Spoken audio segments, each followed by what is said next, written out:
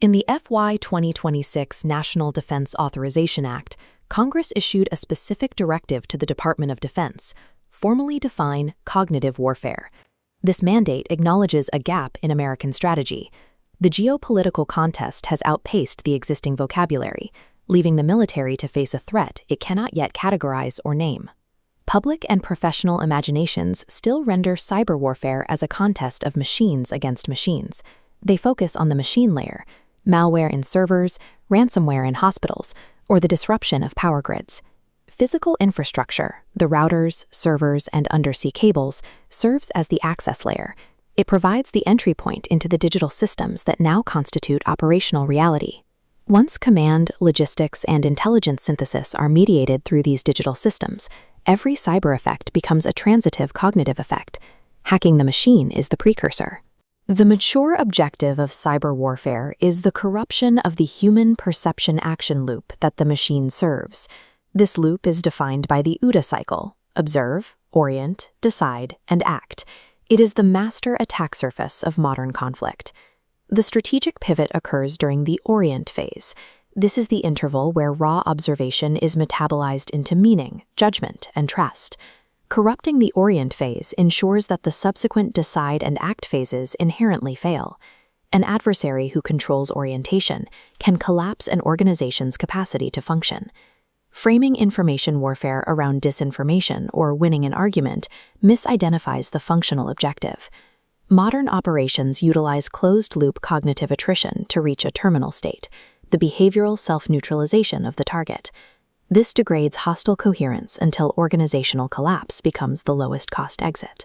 Cognitive cyber primacy requires a dual achievement, rendering hostile forces cognitively degradable while ensuring American institutions remain cognitively sovereign.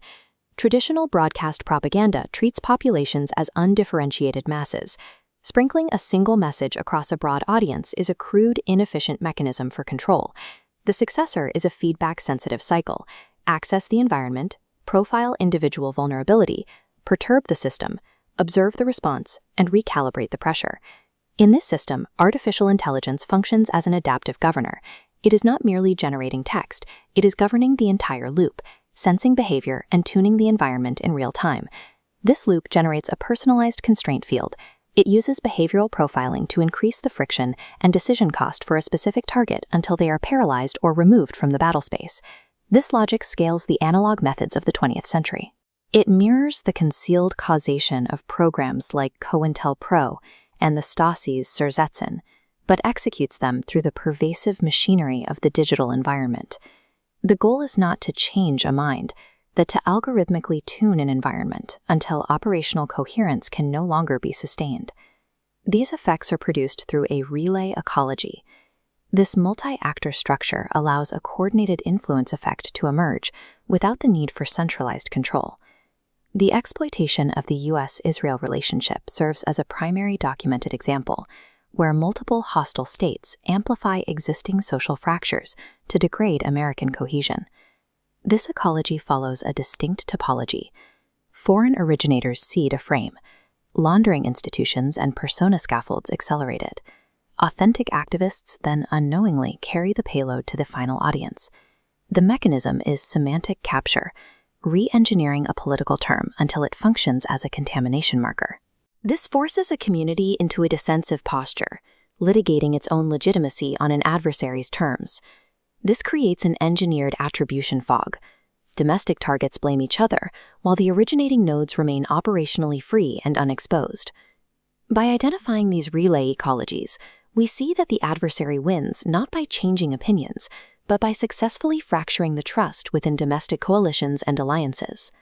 The access layer for this cognitive attrition is migrating from the external informational feeds we read toward direct neural mediation. The hardware for this shift is emerging through DARPA's N3 program and research into wireless magnetoelectric nanodiscs, which enable bidirectional communication with neural tissue without surgery. This interface allows an attrition loop to read and perturb physiological vectors, such as stress loading, attention allocation, and decision latency at the source. This represents a critical domain of peer competition, exemplified by the PRC's China Brain Project, which fuses brain science with artificial intelligence and synthetic biology. This convergence makes it necessary to establish a technological perimeter for consent, reversibility, and provenance before these neural interface standards reach a public scale. Protecting this domain requires a 7-layer cognitive sovereignty infrastructure, a national immune system designed to preserve orientation under pressure. At the foundation is truth chain infrastructure. This utilizes the C2PA standard to create a cryptographically signed, tamper-evident manifest for media provenance. The AI immune system layer, modeled on programs like IARPA's Resend, builds bias sensors and triggers to weaponize an attacker's own cognitive limitations against them.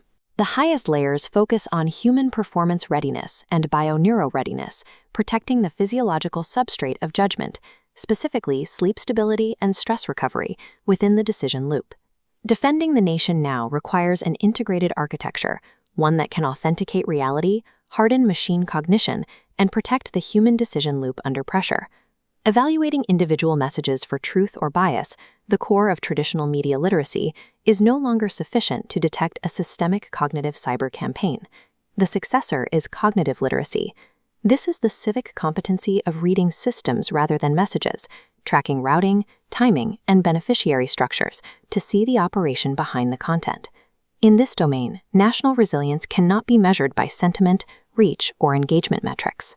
The auditable metrics of cognitive resilience are OODA loop continuity, trust network integrity, and decision performance under extreme informational pressure.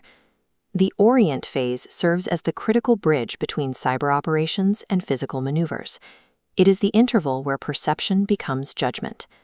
Strategic superiority will belong to the civilization that can preserve reality contact and lawful initiative, while under the pressure of relentless, autonomous cognitive attrition.